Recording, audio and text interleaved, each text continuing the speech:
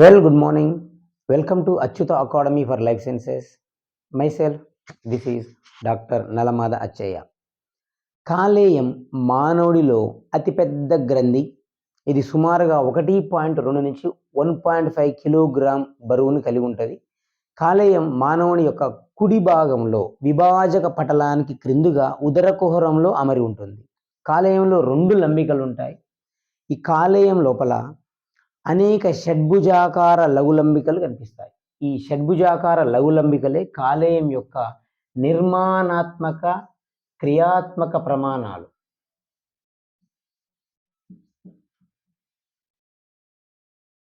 ఈ కాలేయం చుట్టూ గ్లిసన్స్ గుళిక అనే నిర్మాణం ఆవరించి ఉంటుంది. ఇది ఒక రక్షక త్వచంలాగా పనిచేస్తుంది.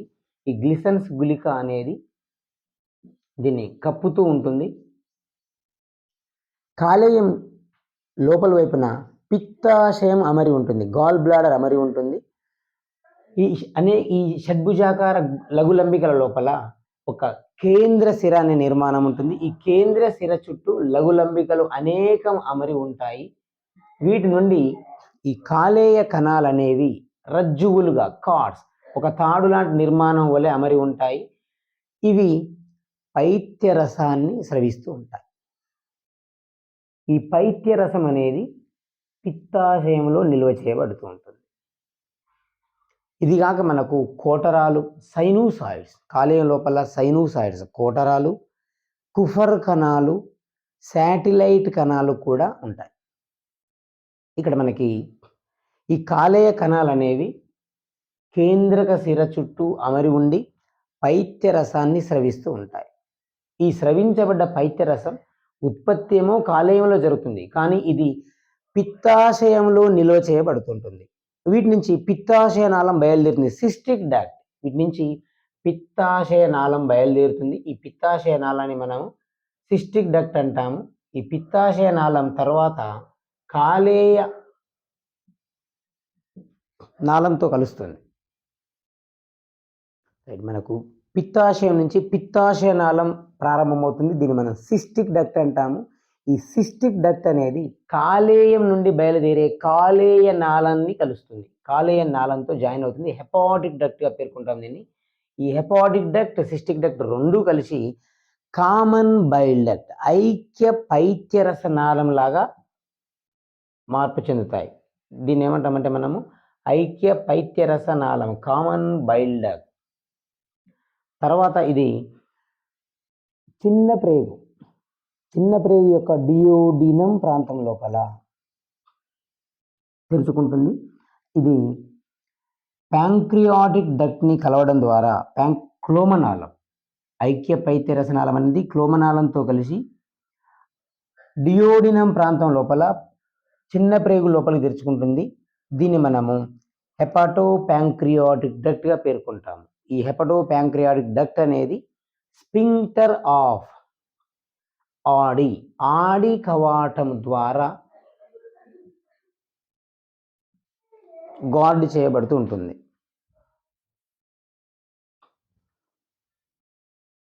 ఈ కామన్ బైల్ డక్ట్ అనేది తర్వాత ప్యాంక్రియాటిక్ డక్ట్, క్లోమం నుంచి వచ్చే క్లోమనాళంతో కలిసి హెపటో ప్యాంక్రియాటిక్ డక్ట్గా మారుతుంది. కాలేయ క్లోమనాళం. ఈ హెపటో ప్యాంక్రియాటిక్ డక్ట్ అనేది చిన్న ప్రేగు యొక్క ఆంత్రమూలము డియోడినం ప్రాంతం లోపల తెరుచుకుంటుంది. ఈ ప్రాంతం లోపల మనకి ఆడి కవాటము, స్పింక్టర్ ఆఫ్ ఆడి అనేది ఉంటుంది. ఈ స్పింక్టర్ ఆఫ్ ఆడి ఇది ప్రీవియస్ డిఎస్సి క్వశ్చన్. ఆడి కవాటం వీటి స్రవాలను నియంత్రిస్తూ ఉంటుంది. ఇక్కడ మనకు కాలేయం అనేది ఇక్కడ ఎగ్జామ్ పాయింట్ ఆఫ్ వ్యూలో రైట్ విధులకు సంబంధించి బాగా ఇంపార్టెంట్. కాలేయం అనేది చాలా విధులు నిర్వర్తిస్తూ ఉంటుంది. మొదటగా ఇది పైత్యరసాన్ని స్రవిస్తుంది. అయితే ఇక్కడ మొదటగా ఇది పైత్యరసం, బైల్ జ్యూస్. అయితే ఇక్కడ స్రవించడమేమో కాలేయం ద్వారా, కానీ ఇది నిల్వ చేయబడడం మాత్రం గాల్ బ్లాడర్, పిత్తాశయంలో నిల్వ చేయబడుతుంది. అయితే ఇవి మొదటగా బైల్ యాసిడ్స్ కింద స్రవించబడతాయి. ఈ బైల్ యాసిడ్స్ ఇవి ఆమ్ల రూపంలో స్రవించబడతాయి. వీటికి కొలెస్ట్రాల్ అవసరం. కొలెస్ట్రాల్ మాలిక్యూల్ నుంచి బైల్ ఆమ్లాలు అనేవి స్రవించబడతాయి. Oxycholic acid, డీఆక్సీకోలిక్ acid etcetera. Cholesterol అనేది వీటికి మూల పదార్థము. కొలెస్ట్రాల్ నుంచి బైల్ ఆమ్లాలు ఏర్పడిన తర్వాత ఇవి సోడియం పొటాషియం లాంటి మోనోవాలెంట్ క్యాటయాన్లతో కలుస్తాయి. సోడియం పొటాషియం ఈ ధనాత్మక ఆవేశాన్ని కలిగి ఉండే మూలకాలు. వీటితో కలిసిన తర్వాత ఇవి లవణాల లాగా మారతాయి. అంటే ఇక్కడ ఆమ్లం సాధారణంగా మనం CH3COOH ఇది ఆమ్లం. దీనికి ఒక మనము సోడియం క్లోరైడ్తో కలిసినప్పుడు CH3COONA దీన్ని మనం ఒక సాల్ట్ కింద పేర్కొంటాము. CH3COO -Na+. అంటే ఇక్కడ కూడా సోడియం గ్లైకోలేట్, పొటాషియం టార్కోలేట్. ఇక్కడ మనకు దీంట్లో ధనాత్మక రుణాత్మక 2 భాగాలు ఉన్నాయి. అందుకే వీటిని లవణాల కింద పేర్కొంటాం. అదే రకంగా ఇక్కడ కూడా సోడియం పొటాషియం అనేది ధనాత్మక ఆవేశాన్ని కలిగి ఉండే మూలకాలు. ఇవి ఈ బైలు ఆమ్లాలతో సంయుగ్మం చెంది సోడియం గ్లైకోలేట్, పొటాషియం టార్కోలేట్ అనే బైలు లవణాలుగా మార్పు చెందుతాయి. మొదటగా బైలు ఆమ్లాలుగా స్రవించబడతాయి. తర్వాత సోడియం పొటాషియం మూలకాలతో కాంజుగేట్ అవ్వడం ద్వారా బైలు లవణాలుగా మారతాయి. ఈ బైలు లవణాలు అనేవి జీర్ణక్రియలో తోడ్పడతాయి. లిపిడ్ల జీర్ణక్రియలో ఎమల్సీకరణంలో పాల్గొంటాయి. తర్వాత ఇవి బైలు వర్ణకాలుగా మార్పు చెందుతాయి. వాటిని బైలు పిగ్మెంట్స్ అంటాం. బైలు రూబిన్, బైలు వర్డిన్. ఈ బైలు రూబిన్, బైలు వర్డిన్లు తర్వాత దశ లోపల వయసుడిగిపోయిన ఎర్రక్త కణాలు, చనిపోయిన రక్త కణాలతో పాటుగా బైలు రూబిన్, బైలు వర్డిన్ రూపంలో ఇవి మనకి బయటికి రావడం జరుగుతుంది. మనకు సాధారణంగా బైలు రూబిన్, బైలు వర్డిన్ పిగ్మెంట్ని HB సర్ఫేస్ యాంటీజెన్ వీటిని కూడా మనము జాండీస్ నిర్ధారణలో ఉపయోగిస్తూ ఉంటాం. ఇక్కడ పైత్యరసం అనేది రోజువారీ విడుదల చేయబడుతుంది. కొన్ని సందర్భాల లోపల ఈ గాల్ బ్లాడర్ లోపల గాల్ స్టోన్స్ ఏర్పడుతూ ఉంటాయి. గాల్ స్టోన్స్ అనేవి ఇది కొలెస్ట్రాల్ డెరివేటివ్ గనక వాటర్ ఇన్సాల్యుబుల్, నీళ్ళలో కరగదు. కొన్ని సందర్భాల లోపల ఇవి రాళ్ళలాగా రూపాంతరం చెందితే వీటిని గాల్ స్టోన్స్ అంటారు. ఇది నిజానికి TSPSCలో ప్రీవియస్ క్వశ్చన్. ఇది కొలెలిథియాసిస్ కింద అడిగారు దీన్ని. కొలె అంటే కొలెస్ట్రాల్ని సూచిస్తుంది. లిథియాసిస్ స్టోన్స్, మనం లిథోఫైట్స్ అంటాం, రాళ్లపైన పెరిగే మొక్కల్ని. కొలెలిథియాసిస్ అంటే కొలెస్ట్రాల్ అనేది రాళ్లలాగా మార్పు చెందడం అన్నమాట. ఇక్కడ పిత్తాశయంలో ఉన్నప్పుడు వీటిని గాల్ స్టోన్స్గా పేర్కొంటారు. ఇవి బాగా ఎక్కువైనప్పుడు రేడియేటింగ్ పెయిన్, అక్కడి నుంచి పెయిన్ అనేది ప్రారంభమై శరీరం అంతా పాకుతూ ఉంటుంది. అసాధారణ పరిస్థితుల్లో మరణానికి దారితీస్తుంది. ఇది జనరల్గా సర్జికల్ ఇంటర్వెన్షన్ ద్వారా తొలగించవచ్చు. గాల్ బ్లాడర్ని తీసుకోవడం ద్వారా జరిగే నష్టం ఏమి లేదు. కాకుంటే రోజువారీ పైత్యరసం ఎలాగో విడుదలవుతుంది కనుక తక్కువ మోతాదులో క్రొవ్వు పదార్థాలకు సంబంధించిన ఆహారాన్ని తీసుకోవాల్సి ఉంటుంది. ఇది తొలగించబడినప్పుడు దానివల్ల తలెత్తే నష్టం ఎక్కువ ఏమీ ఉండదు. కాలేయం అనేది ముఖ్యంగా గ్లైకోజెనసిస్ అనేక జీవరసాయన ప్రక్రియలో పాల్గొంటుంది. ఒకటి గ్లైకోజెనసిస్, గ్లైకోజన్ సింథసిస్ అన్నమాట. జెనసిస్ అంటేనే ఉత్పత్తి, గ్లైకోజెనసిస్ అనగా గ్లైకోజన్ సంశ్లేషణ. సాధారణంగా మనకి కాలేయం అనేది హెపాటిక్ పోర్టల్ సిస్టమ్, కాలేయ నిర్వాహక వ్యవస్థలో ఒక భాగం. హెపాటిక్ పోర్టల్ వీన్ ఉంటుంది. ఇది సాధారణంగా జీర్ణక్రియ కంప్లీట్ అయినాక శరీరంలో ఉత్పన్నం కాబడిన జీర్ణక్రియ ఫలితంగా ఉత్పన్నమైన చక్కెరలను సరాసరి కాలేయానికి మోసుకొని వెళ్తుంది. అంటే ఇక్కడ బ్లడ్ గ్లూకోజ్ అనేది ఎక్కువగా ఉండకూడదు. 120 mg/100 ml. అంతకంటే ఎక్కువ ఈ ఎక్స్ట్రా గ్లూకోజ్ అంతా కూడా కాలేయం లోపల గ్లైకోజన్ రూపం లోపలికి మార్చబడుతుంది. లేదంటే ఇది బ్లడ్ గ్లూకోజ్ ఆస్మాటిక్ ఇంబ్యాలెన్స్ దారితీస్తుంది. ఇక్కడ ఈ గ్లైకోజన్ అనేది కాలేయం లోపల నిల్వ చేయబడుతుంది. ఇక్కడ మనకి గ్లూకోజ్ అనేది గ్లైకోజన్గా మార్చబడుతుంది. గ్లూకోజ్ అనేది రక్తం లోపల గ్లూకోజ్ చక్కెరల సమతాస్థితిని దెబ్బతీస్తుంది. ప్రెషర్ ఎక్కువ అవుతుంది. అందువల్ల ఇది అట్లా ఇక్కడ గ్లైకోజన్ రూపం లోపలికి మార్చబడుతుంది. గ్లైకోజన్ అనేది నాన్ ఆస్మాటిక్ ఫామ్. ఇది ఒక పాలీసాకరైడ్ మాలిక్యూల్. ఇది కాలేయం లోపల అలాగే అస్థి కండరాలు స్కెలెటల్ మజిల్స్ లోపల కూడా నిల్వ చేయబడుతుంది. సుమారు లివర్లోని 20% of the liver weight is glycogen. దాదాపు కాలేయం యొక్క పరిమాణంలో 20% వరకు గ్లైకోజన్ నిల్వ చేయగలిగే సామర్థ్యం కాలేయానికి ఉంటుంది. ఇక్కడ మనకు గ్లైకోజన్ అంటే ఇక్కడ సాధారణంగా మనం ఇక్కడ ఇన్సులిన్ హార్మోన్ ప్రస్తావన వస్తుంది. ఇన్సులిన్ హార్మోన్ అనేది రైట్ గ్లూకోజ్ స్థాయిలు ఎక్కువైనప్పుడు గ్రాహకాల ద్వారా సెన్స్ చేసి ఈ గ్రాహకాలను ఉత్తేజితం చేయడం ద్వారా రైట్ ప్యాంక్రియాస్ క్లోమం యొక్క బీటా కణాలు, ఈ బీటా కణాల ద్వారా ఇన్సులిన్ హార్మోన్ స్రవిస్తుంది. ఇన్సులిన్ హార్మోన్ అనేది గ్లైకోజన్ సింథేజ్ ఎంజైమ్. ఎప్పుడు కూడా న్యూరో ఎండోక్రైన్ నాడీ వ్యవస్థ, తద్వారా రైట్ ఎండోక్రైన్ సిస్టమ్ నుంచి మనకు ఎంజైములు యాక్టివేట్ చేయబడుతున్నాయి. ఎంజైమ్ పేరు గ్లైకోజన్ సింథేజ్ ఎంజైమ్. ఇక్కడ ఈ గ్లైకోజన్ సింథేజ్ ఎంజైమ్ ఇప్పుడు గ్లూకోజ్ని గ్లైకోజన్గా మారుస్తుంది. ఇది ఎంతవరకు అంటే దాదాపు కాలేయం యొక్క బరువు లోపల 20% వరకు గ్లైకోజన్ నిల్వ చేసే సామర్థ్యం కలిగి ఉంటుంది. దీన్ని మనము గ్లైకోజెనసిస్ ప్రక్రియగా పేర్కొంటాము. ఇది బ్లడ్ గ్లూకోజ్ హోమియోస్టాసిస్ సమతా స్థితిని నియంత్రించడంలో తోడ్పడుతుంది. అదే రకంగా శరీరం లోపల గ్లూకోజ్ స్థాయిలు తగ్గినాయి అనుకుందాం. అలాంటి సందర్భాల లోపల గ్లైకోజన్ మరల గ్లూకోజ్ లాగా మార్చబడుతుంది. దీన్ని మనము గ్లైకోజెనసిస్ ప్రక్రియ కింద పేర్కొంటాం. ఈ గ్లైకోజెనసిస్ కూడా కాలేయంలో జరుగుతుంది. గ్లూకోజ్ స్థాయిలు పెరిగినప్పుడు గ్లూకోజ్ని గ్లైకోజన్గా మార్చబడడం జరుగుతుంది. దాన్ని మనం గ్లైకోజెనసిస్ అంటాము. మరలా ఫాస్టింగ్ ఉపవాసం ఉన్నప్పుడు లేదా ఆహారం లేకుండా ఉన్నప్పుడు రైట్ శరీరం లోపల రక్తం లోపల గ్లూకోజ్ స్థాయిలు నియమిత స్థాయి కంటే తగ్గినప్పుడు మరలా అదే గ్లైకోజన్ గ్లూకోజ్గా మార్చబడుతుంది. దీన్ని మనం ఏమంటామంటే గ్లైకోజెనోలైసిస్. ఆల్రెడీ నిల్వ చేయబడిన గ్లైకోజన్ విచ్ఛిన్న ప్రక్రియ ద్వారా మరలా గ్లూకోజ్లా మార్చబడే ప్రక్రియను మనము గ్లైకోజెనోలైసిస్ అంటారు. ఈ గ్లైకోజెనోలైసిస్ అనేది గ్లూకాగాన్ హార్మోన్ వలన ప్రేరేపించబడుతుంది.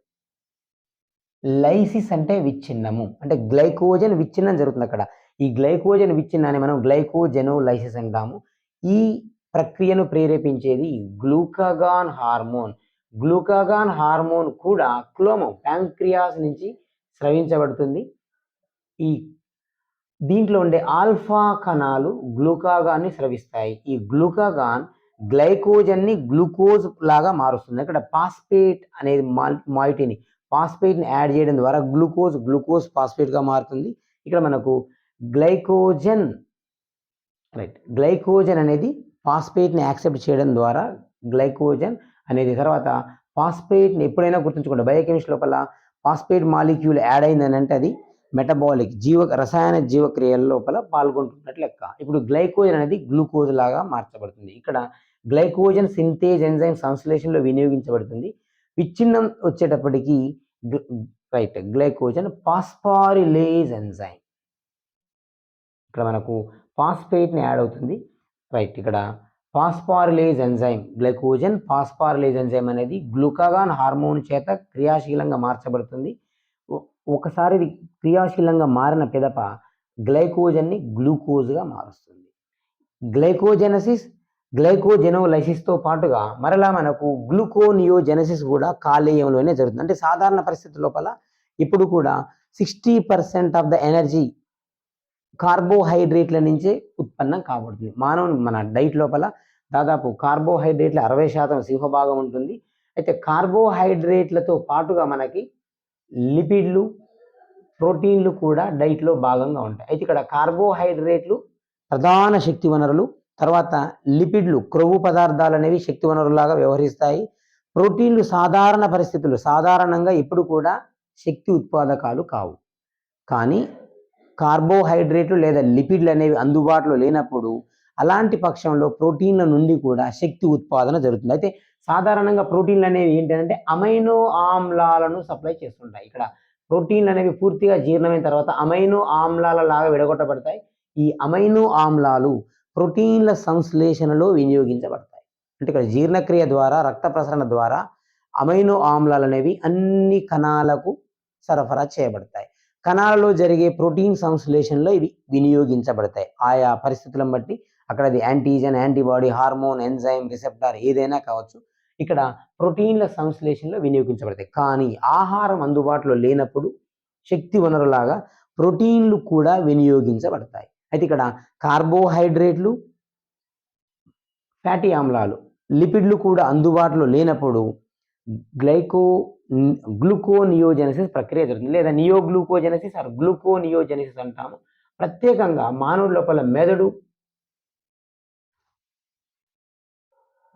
మెదడుతో పాటు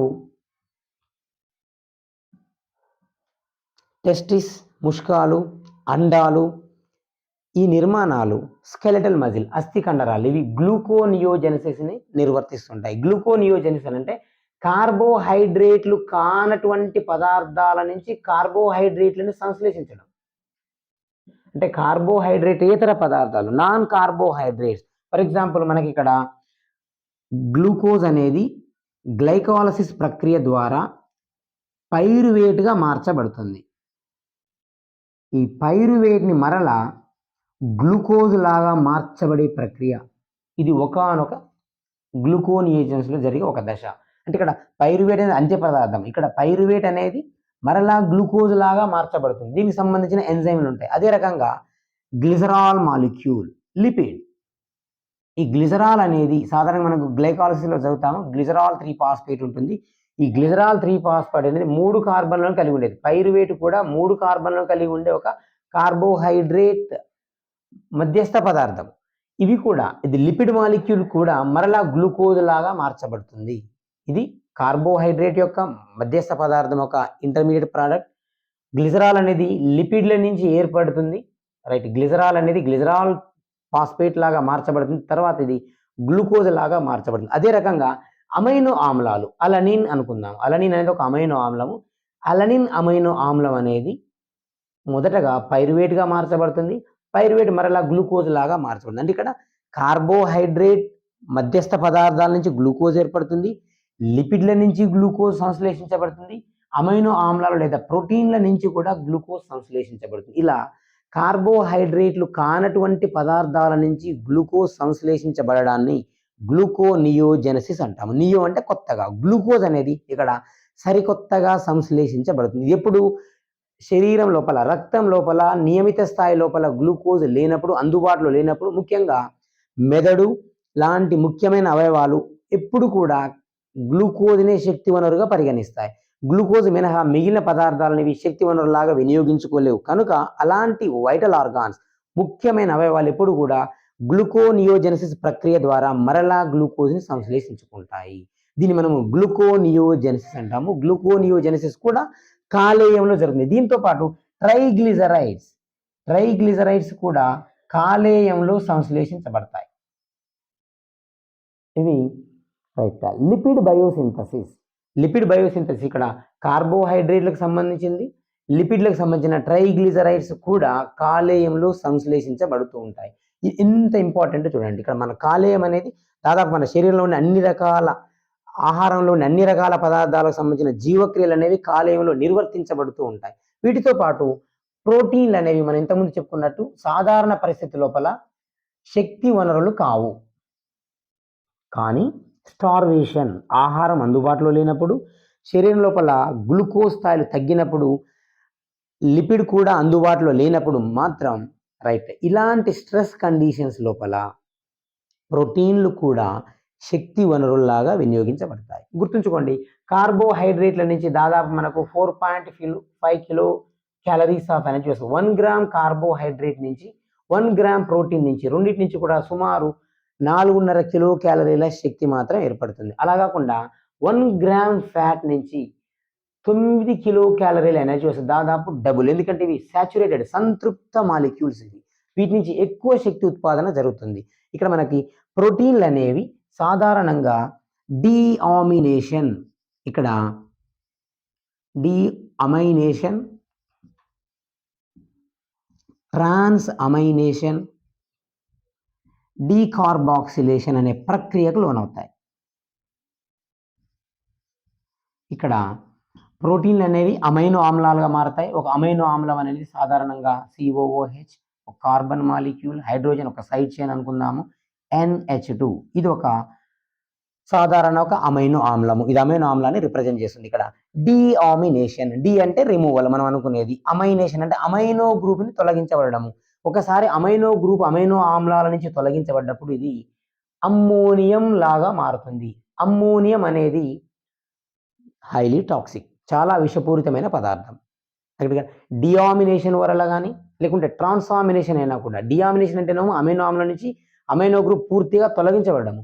ట్రాన్స్ఫార్మినేషన్ అంటే అమైనో ఆమ్లానికి కీటో ఆమ్లానికి మధ్యన ఇక్కడ ట్రాన్స్ఫర్ అవుతుంది, అమైనో గ్రూప్ అనేది ట్రాన్స్ఫర్ అవుతుంది. కీటో ఆమ్లం అంటే ఇక్కడ సాధారణంగా మనకి ఏముంటుందని అంటే రైట్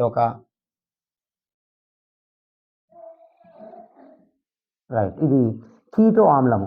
అయితే ఇక్కడ ట్రాన్స్ఫార్మినేషన్ జరగడం వల్ల అమైనో గ్రూప్ అనేది ఒక అమైనో ఆమ్లం నుంచి పక్కన ఉన్న కీటో ఆమ్లానికి మార్చబడడం వల్ల కీటో ఆమ్లం అమైనో ఆమ్లం లాగా మారుతుంది, ఈ అమైనో ఆమ్లం కీటో ఆమ్లం లాగా మారుతుంది. ఇంటర్ కన్వర్షన్ అంటాం దీన్ని, మనం ఇంటర్మీడియరీ మెటబాలిజం కింద పేర్కొంటాం. దీనికి ట్రాన్స్ఫార్మినేజ్ ఎంజైమ్స్ ఉంటాయి. దాదాపు 14 ట్రాన్స్ఫార్మినేజ్ ఎంజైమ్ సమూహాలు మానవుల్లో కనుగొనబడ్డాయి. ఈ ట్రాన్స్ఫార్మినేజ్లు అనేవి ఏం చేస్తాయంటే ప్రోటీన్లను, అమైనో ఆమ్లాలను కార్బోహైడ్రేట్ ఇంటర్మీడియట్స్ లాగా మారుస్తాయి, లేదా కార్బోహైడ్రేట్ ఇంటర్మీడియట్స్ను అమైనో ఆమ్లాల లాగా మారుస్తాయి. అంటే ఇక్కడ కార్బోహైడ్రేట్ జీవక్రియలకు ప్రోటీన్ జీవక్రియలకు మధ్యన అనుసంధానంగా ట్రాన్స్ఫార్మినేజ్ ఎంజైమ్స్ వ్యవహరిస్తుంటాయి.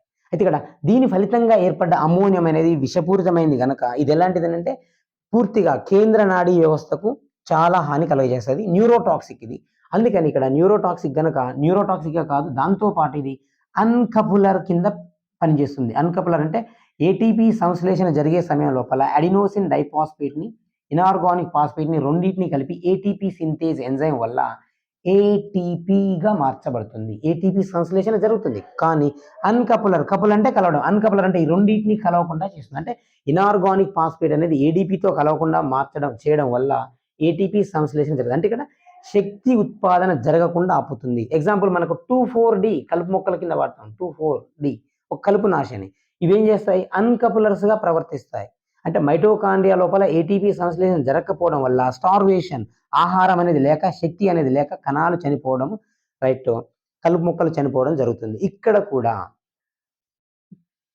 అమోనియం అనేది విషపూరితమైంది, ఎస్పెషల్లీ న్యూరోటాక్సిక్, అన్కపులర్. అందుకని ఇక్కడ ఈ అమ్మోనియాని శరీరం నుంచి బయటికి పంపాలి. చివరికి అమ్మోనియం అనేది రక్త ప్రసరణలో అమ్మోనియం రూపంలో ప్రసరణ అవ్వడం కూడా ప్రమాదకరమే. అందుకని ఇక్కడ ఈ అమ్మోనియం అనేది ఏం చేస్తుందంటే కొన్ని అమైనో ఆమ్లాలు, ప్రత్యేకంగా గ్లూటామిక్ అమైనో ఆమ్లము, గ్లూటామిక్ ఆమ్లంతో కలిసి గ్లూటామిన్ లాగా మార్చబడ్డ తర్వాత ఇది రక్త ప్రసరణ లోపల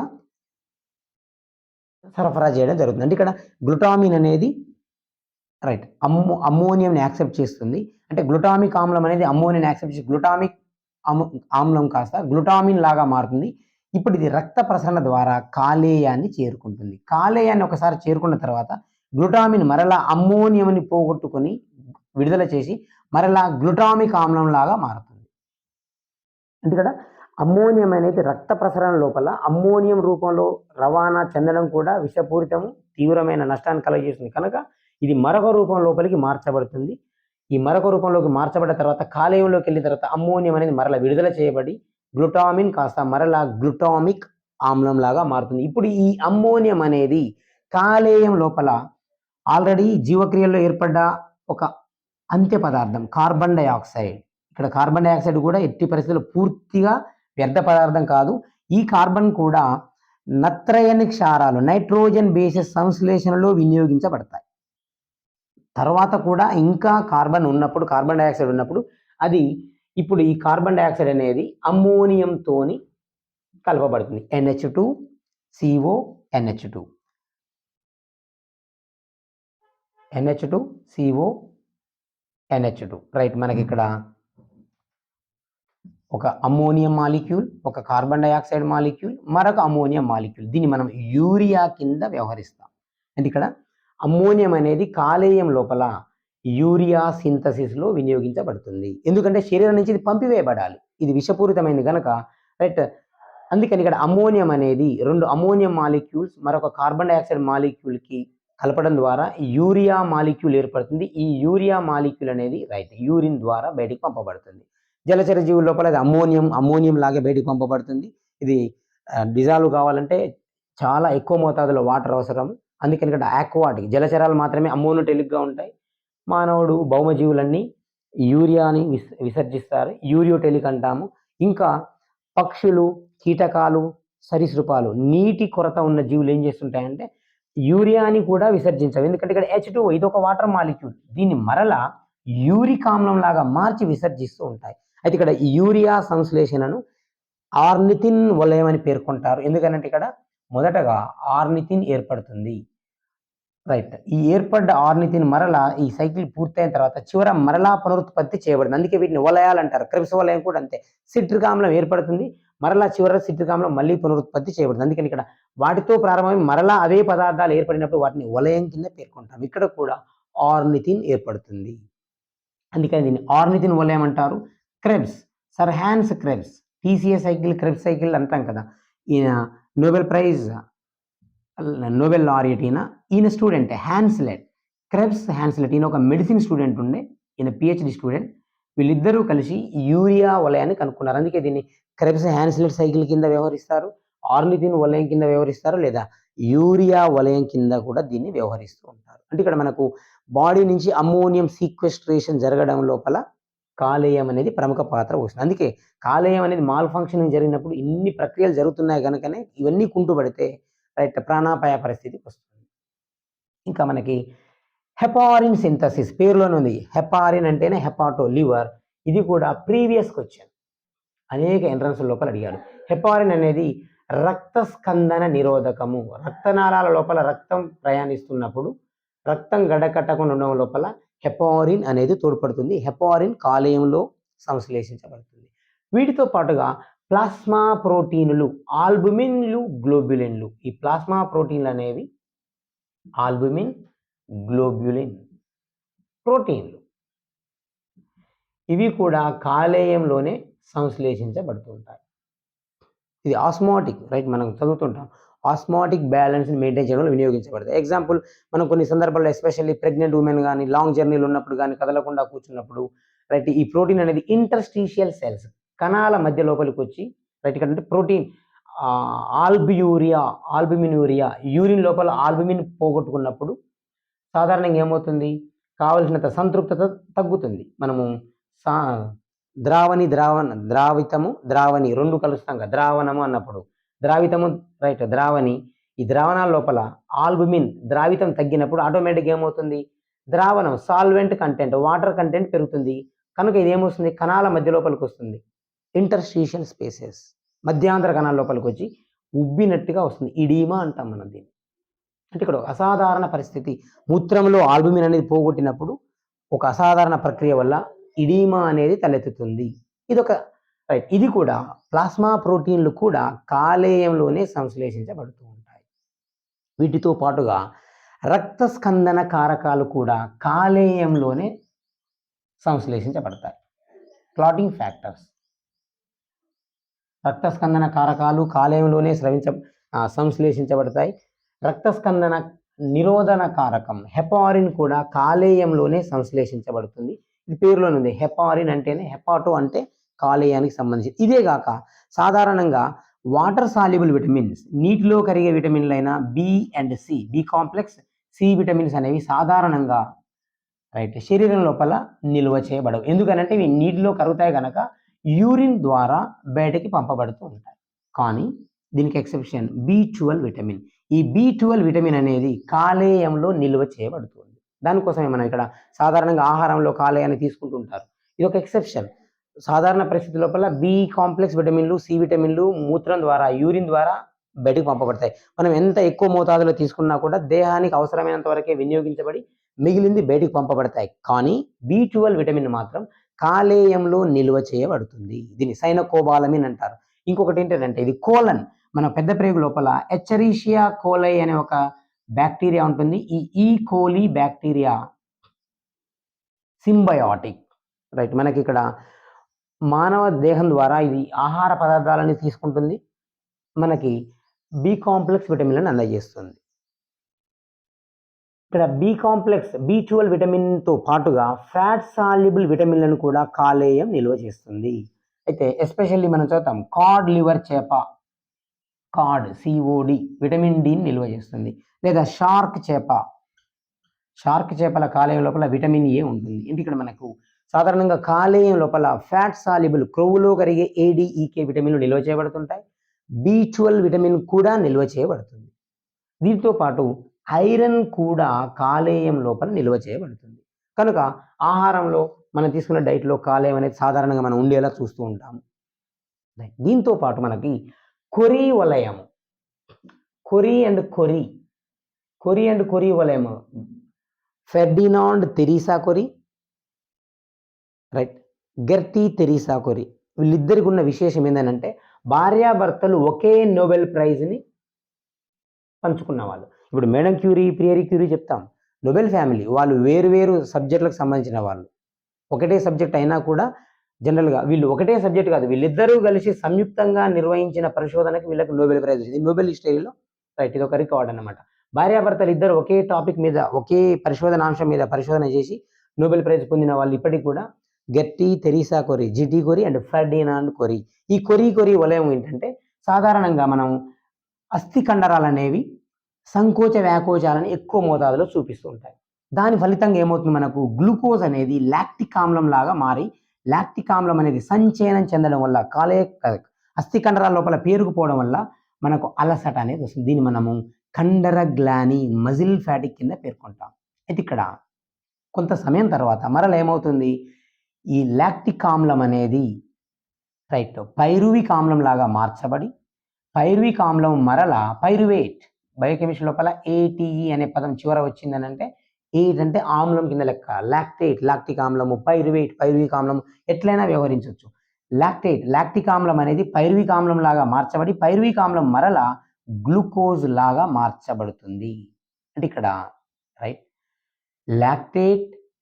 లాక్టేట్ డిహైడ్రోజనేజ్ ఎంజైమ్ చర్య వల్ల పైరువేట్గా మార్చబడి, పైరువేట్ అనేది మరల గ్లైకాలసిస్లో ఉండే మనం చెప్పుకున్న ఈ 10 రియాక్షన్స్, వీటితో పాటుగా మనకు ఒక అదనంగా మరొక 2 చర్యలు అవసరం ఉంటాయి. ఇక్కడ రైట్ ATP తయారయ్యే దగ్గర శక్తి ఉత్పత్తి జరుగుతుంది కనుక ఈసారి వినియోగించబడుతుంది. మరలా పైరువిక్ ఆమ్లం నుంచి గ్లూకోజ్ ఏర్పడుతుంది. ఇప్పుడు ఇది రక్త సరఫరా ద్వారా మరలా కాలేయాన్ని చేరుతుంది. ఇది కండరం లోపల ఏర్పడ్డ లాక్టిక్ ఆమ్లం అనుకుందాం. మజిల్ ఫ్యాటిక్ వల్ల ఏర్పడ్డ ఈ లాక్టిక్ ఆమ్లము రక్త సరఫరా ద్వారా కాలేయాన్ని చేరుతుంది. కాలేయాన్ని చేరిన తర్వాత ఇది మరలా గ్లూకోజ్ లాగా మార్చబడుతుంది. రక్త ప్రసరణ ద్వారా మళ్ళీ శరీర భాగాలకు అందజేయబడుతుంది. గ్లూకోనియోజెనసిస్లో ఇదొక భాగం. పైరువేట్, లాక్టేట్లు అనేవి కార్బోహైడ్రేట్ జీవక్రియల లోపల, విచ్ఛిన్న క్రియల లోపల ఏర్పడే మధ్యస్థ పదార్థాలు. ఈ మధ్యస్థ పదార్థాల నుంచి మరలా గ్లూకోజ్ సంశ్లేషణ గావించబడుతుంది. ఇంతకుముందు అనుకున్నాం గ్లిజరాల్, లిపిడ్ మధ్యస్థ పదార్థం, గ్లిజరాల్ నుంచి గ్లూకోజ్ ఏర్పడుతుంది. అమైనో ఆమ్లాలు, అలనిన్ లాంటి అమైనో ఆమ్లాలు మరలా పైరువేట్ లాగా మార్చబడి మళ్ళీ గ్లూకోజ్ లాగా మార్చబడుతున్నాయి. ఇది గ్లూకోనియోజెనసిస్లో ఒక ప్రక్రియ. అంటే కొరి వలయం కూడా గ్లూకోనియోజెనసిస్లో ఒకానొక దశ. దీంతో పాటు డిటాక్సిఫికేషన్, గ్జీనోబయాటిక్స్ అంటాము. The branch of science that deals with study of detoxification is called as xenobiotics. అంటే ఇక్కడ డిటాక్సిఫికేషన్, శరీరం లోపలికి ఏవైనా విషపూరితమైన పదార్థాలు ప్రవేశించినప్పుడు వాటి తీవ్రతను తగ్గించేది, వాటి నుంచి శరీరాన్ని రక్షించడం కొరకు కాలేయం తోడ్పడుతుంది. అందుకే దీన్ని ఆర్గాన్ ఆఫ్ డిటాక్సిఫికేషన్ అంటారు. నిజానికి మనకు అంతర్జీవ ద్రవ్యజాలకం ఎండోప్లాస్మిక్ రెటిక్యులం లోపల సైటోక్రోమ్ P450 డీహైడ్రోజినేజ్ అనే ఒక ఎంజైమ్ ఉంటుంది. ఈ సైటోక్రోమ్ P450 డీహైడ్రోజినేజ్ ఎంజైమ్ అనేది ఈ డిటాక్సిఫికేషన్ ప్రక్రియను నిర్వర్తిస్తూ ఉంటుంది. Cytochrome P450 డీహైడ్రోజినేజ్. ఈ ఎంజైమ్లు అనేవి ఈ టాక్సిక్ మెటీరియల్ని మనకు రైట్ విషరహితంగా మారుస్తూ ఉంటాయి. ఈ సైటోక్రోమ్లు అనేవి మనం సాధారణంగా చదువుతూ ఉంటాం, ఎలక్ట్రాన్ రవాణాలో కూడా వస్తుంటాయి. కాపర్ని కలిగి ఉండేది ఒకానొక ఎంజైమ్ సైటోక్రోమ్ P450 డీహైడ్రోజినేజ్ అంతర్జీవ ద్రవ్యజాలకం ఎండోప్లాస్మిక్ రెటిక్యులంలో ఉంటాయి. అంతేకాదు సాధారణంగా మనకి ఇప్పుడు క్రానిక్ ఆల్కహాల్ కన్జంప్షన్, రెగ్యులర్గా ఆల్కహాల్ బాగా తీసుకునే వాళ్ళు ఉన్నారనుకోండి, వాళ్ళ లోపల మనం సాధారణంగా ఏం చూస్తామంటే హెపాటోమెగలీ. హెపాటో అంటే కాలేయం, మెగా అంటే పెద్దగా మారడం. కాలేయం అనేది పెద్దగా మారుతుంది. ఇక్కడ పెద్దగా మారడం అంటే దీని చుట్టూ ఒక లిపిడ్ పొర ఏర్పడుతుంది. కాలేయాన్ని రక్షించడం కొరకు ఈ టాక్సిక్ మెటీరియల్ ఆల్కహాల్ ప్రభావం నుంచి రక్షించడం కొరకు ఇక్కడ దీని చుట్టూ లిపిడ్ డిపాజిట్ చేయబడుతుంది. దీన్ని మనం లివర్ సిర్హోసిస్ అంటాం. లివర్ సిర్హోసిస్ ఇంకా హెపాటోమెగలీ అంటాం. అందుకే బాగా క్రానిక్ ఆల్కహాల్ కన్జంప్షన్ కొన్ని సంవత్సరాల పాటు బాగా తాగి చనిపోయిన వాళ్ళ లోపల అబ్డామిన్ అనేది స్వెల్ అయినట్టు కనిపిస్తుంది. ఎందుకంటే కాలేయం అనేది 1.5 కేజీ ఉండాల్సిన దాని బదులు ఎక్కువగా ఉంటుంది. ఎందుకంటే దీని చుట్టూ ఫ్యాట్ డిపాజిషన్ జరుగుతుంది. ఫ్యాట్ డిపాజిషన్ అనేది రక్షించడం కొరకు అన్నమాట. మనం టాక్సికాలజీలో చదువుతాం. నిజానికి ఈ ఫ్యాట్ డిపాజిట్ అవ్వడం కూడా ఒకానొక రక్షణ ప్రక్రియ అన్నమాట. ఇంకా కాలేయం అనేది టెంపరేచర్ రెగ్యులేషన్ ఉష్ణోగ్రత క్రమతలో కూడా తోడ్పడుతుంది. ఉష్ణోగ్రత క్రమత అవయవంలాగా వ్యవహరిస్తుంది. దాంతోపాటు మనకి ఆస్మో రెగ్యులేటర్ ఆర్గాన్గా కూడా పనిచేస్తుంది. ద్రవాభిసరణ క్రమత మనము స్కిల్ అంటాం. Skin, kidney, intestine, lungs and liver ఇవన్నీ కూడా మనకి ఆస్మో రెగ్యులేటరీ ఆర్గాన్స్. చర్మము, మూత్రపిండాలు,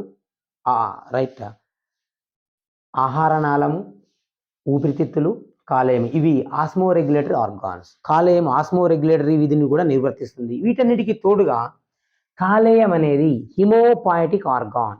సాధారణంగా పిండాభివృద్ధి సమయం లోపల మొదటగా అన్నింటికంటే హిమోపాయటిక్ ఆర్గాన్ అనేది యోక్ శాక్, సొన సంచి.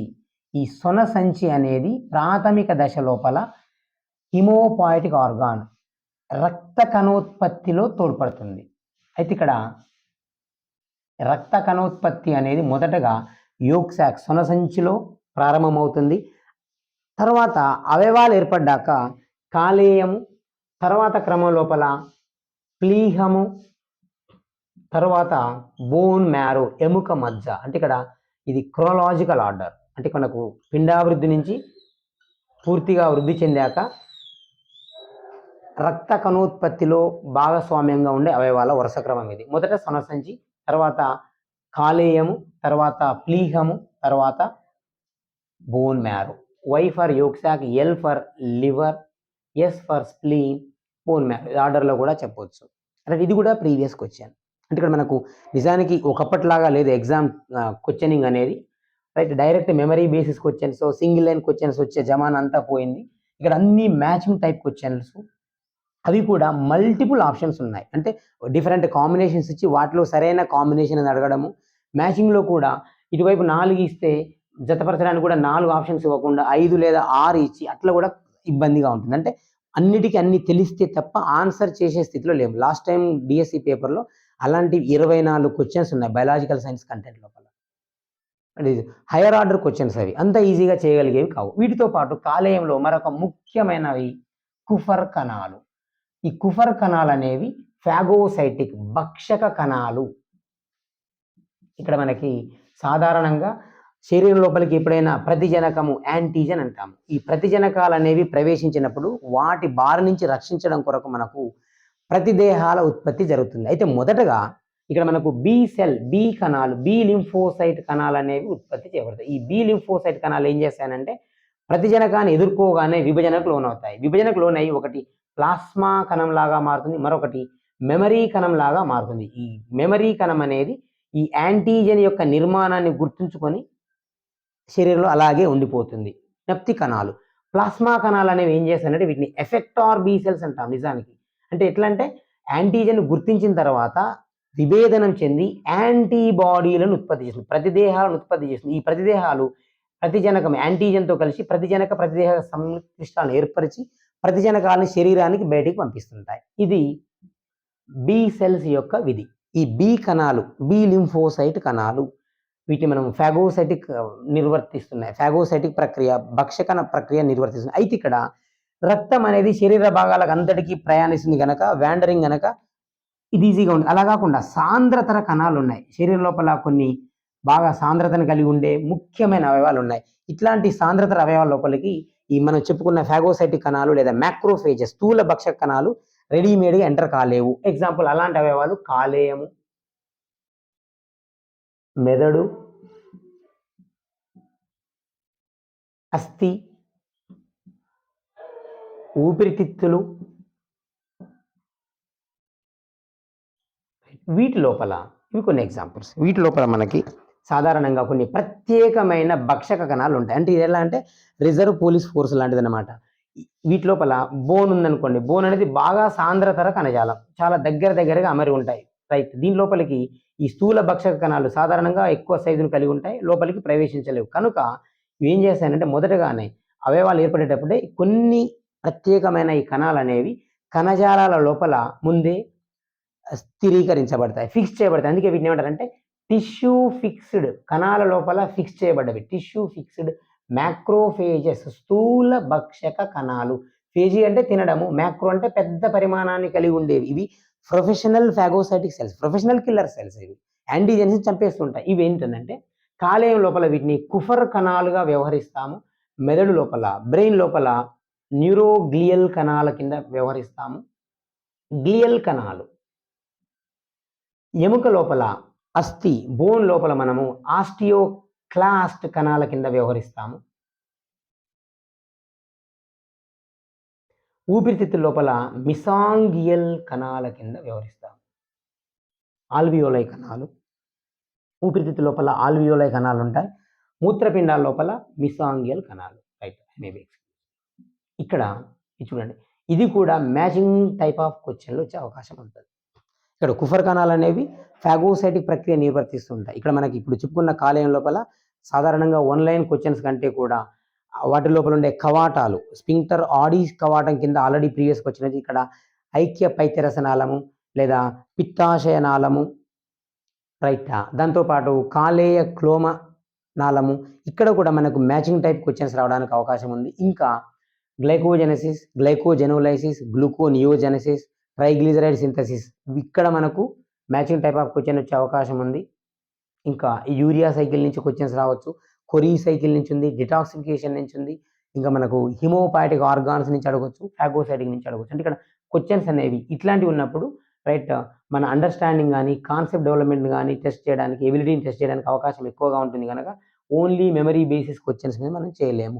ఎంత అవగాహన ఉన్నది అనేది ఇక్కడ అర్థమవుతుంది కనుక ఇలాంటి క్వశ్చన్స్ ఎక్కువ అడుగుతున్నారు. ఇప్పుడు దాదాపు కొన్నిసారి పేపర్లో ఇంతకుముందు నేను చెప్పినట్టు 24-25 క్వశ్చన్స్ కేవలం ఇలాంటివి ఉన్నాయి. అంటే ఎక్కువ వరకు మ్యాచింగ్ టైప్ క్వశ్చన్స్, అది కూడా ఒకటి కంటే రైట్.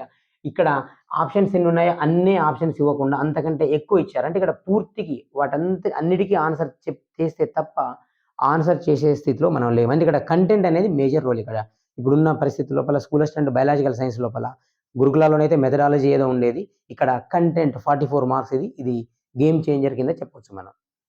ఇంకా రైట్. నెక్స్ట్ నేను టెస్ట్ సిరీస్, ఆ టెస్ట్ సిరీస్ ఎలాంటిదని అంటే ఓన్లీ బుక్ రూపంలో కాకుండా డైలీ కంటెంట్ క్లాసెస్ లాగానే టెస్ట్ సిరీస్ కూడా ఒకటి తేబోతున్నాను. రోజు ఇలాంటి క్వశ్చన్స్ కొన్ని అక్కడ డిస్కస్ చేయడం జరుగుతుంది విత్ ఆన్సర్స్తోని, క్లాస్ లాగే ఉంటుంది. ఇంకోటి యాప్లో ఆల్రెడీ టెస్ట్ సిరీస్ ఉంది, దాంట్లో క్వశ్చన్కి ఆన్సర్ కాకుండా ఎక్స్ప్లెనేషన్ కూడా ఉందన్నమాట. సుమారు 600 పేజీలు ఉన్నాయి బాటనీ జువాలజీ కలిపి. అంటే క్వశ్చన్కి ఆన్సర్ కాకుండా ఆన్సర్ ఎందుకు అవుతుందనే ఎక్స్ప్లెనేషన్ ఉండడం వల్ల ఏమవుతుందంటే రీఇన్ఫోర్స్మెంట్, రివిజన్ అవుతుంది, మనకు రిక్యాప్చులేట్ అవుతుంది. దానివల్ల మనకు రైట్ ఈజీగా సబ్జెక్ట్ మీద కాన్సెప్ట్ రావడానికి అవకాశం ఉంటుంది ఇక్కడ. రైట్. దాంతోపాటు టాపిక్ మనం ప్రతిరోజు ఒక టాపిక్ తీసుకున్నప్పుడు దానిపైన ఎగ్జామ్ పాయింట్ ఆఫ్ వ్యూలో రావడానికి ఆస్కారం ఉన్నవి. గత ఎగ్జామ్లలో వచ్చిన క్వశ్చన్స్ కూడా డిస్కస్ చేయడం జరుగుతుంది ప్రతి టాపిక్ నుంచి.